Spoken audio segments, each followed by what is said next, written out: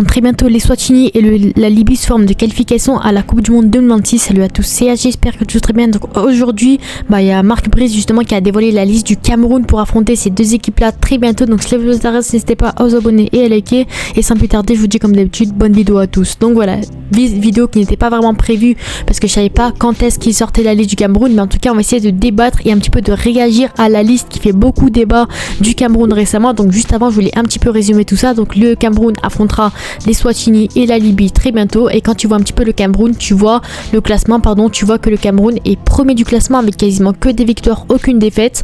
La Libye qui est juste après avec 7 points, le Cameroun 8 points. Donc ce match sera vraiment très important afin de déterminer justement la suite du classement et pourquoi pas le Cameroun conserver sa première place. En plus, voilà, information à part, on sait que Aliou Cissé, l'ancien coach du Sénégal, a récupéré l'équipe de la Libye. Donc peut-être que l'équipe sera peut-être un peu plus différente, mais en tout cas le Cameroun sera dans l'obligation de gagner son match contre les Eswatini qui est dernier du classement. Donc normalement si tout se passe bien, ils gagneront contre les Eswatini et bien sûr contre la Libye où là ce sera vraiment très important. La Libye c'est un adversaire à ne surtout pas sous-estimer parce que vraiment ils sont à un point du Cameroun, donc faut surtout pas faire d'erreur justement. Il faut absolument que le Cameroun gagne ses deux prochains matchs. Donc quand tu vois un petit peu de la liste, tu vois qu'elle est un petit peu particulière. Donc on voit déjà qu'il y a 4 gardiens de but qui ont été appelés. Simon Ngapandoun, désolé de la prononciation, le gardien de Marseille, Omosola, André Onana logiquement et bien sûr Davis et Passy. Et derrière en défense il y a un seul latéral gauche qui a été appelé, donc ça déjà j'ai pas trop compris. En tout cas on a Christopher Wu, bien sûr le défenseur de Stade Rennais qui logiquement a été appelé, Tchatchoua le latéral droit qui est vraiment très bon à l'Hellas Vérone, Joxim Dawa, Nouhou Tolo, Michael Ngadji, Gu Marcelin Kilama, Collins et enfin Beyomo logiquement. Donc la charnière logiquement sera composée de Christopher Wu et Beyomo logiquement, Boyomo, et après on verra bien entendu. Au milieu de terrain on a bien sûr Zambo Anguissa qui est vraiment très bon en ce moment à Naples et logiquement il a été appelé. Carlos Baleba également, donc le double pivot Anguissa Baleba qui logiquement sera titulaire si tout se passe bien. James Eto'o, Martin Ongla, Neyou et enfin Younoussa. Donc ça c'est des joueurs qu'on verra peut-être un petit peu moins sur le terrain parce que logiquement si tout se passe bien on verra Anguissa et bien sûr Carlos Baleba au milieu de terrain. Et bien sûr en attaque c'est là où vraiment c'est du grand n'importe quoi. Tu verras qu'il y a pas mal d'absents. Déjà on a Bassogogo qui encore est appelé, Bassogog pardon, qui pour moi je ne sais pas pourquoi il est encore appelé alors que pour moi il n'a pas sa place, Bassogog.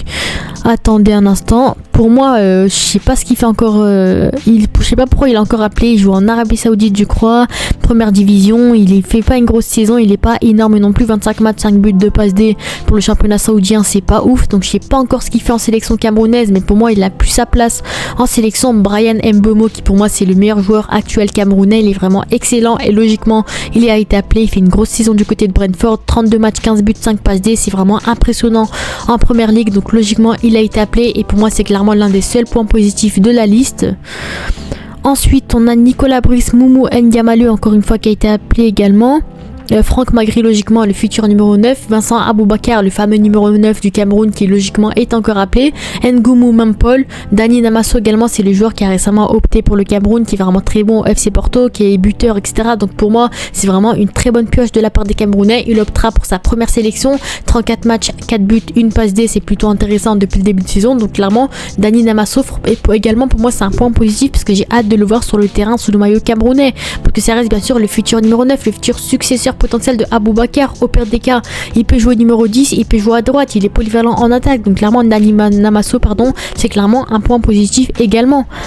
On a également Ignatius Ganago qui lui aussi je sais pas ce qu'il fait, je sais pas pourquoi il est encore appelé, il joue en MLS, il a plus sa place, il est numéro 9 certes, il a marqué aucun but depuis le début de saison, il a très peu de temps de jeu, donc clairement pour moi Ganago je ne comprends toujours pas pourquoi il est encore appelé en sélection. Il a clairement pas sa place parce que quand tu vois les absents de la liste tu te poses vraiment réellement des questions, des Ganago qui sont encore appelés, des Bassogog qui sont encore appelés, des Ngade qui sont encore appelés, donc franchement moi je me pose des questions, je me dis franchement la liste elle est un petit peu bizarre, on va pas se le cacher. Donc j'espère que Marc Brice justement assurera sur le terrain, fera des bons matchs parce qu'il n'y a pas de latéral gauche, il n'y a qu'un seul latéral gauche, il y a 4 gardiens de but et les attaquants c'est vraiment compliqué à part Mbomo, Aboubakar, Namasso en soi c'est plutôt moyen, donc on verra bien. Mais franchement je suis assez dégoûtée quand tu vois un peu les réactions des gens.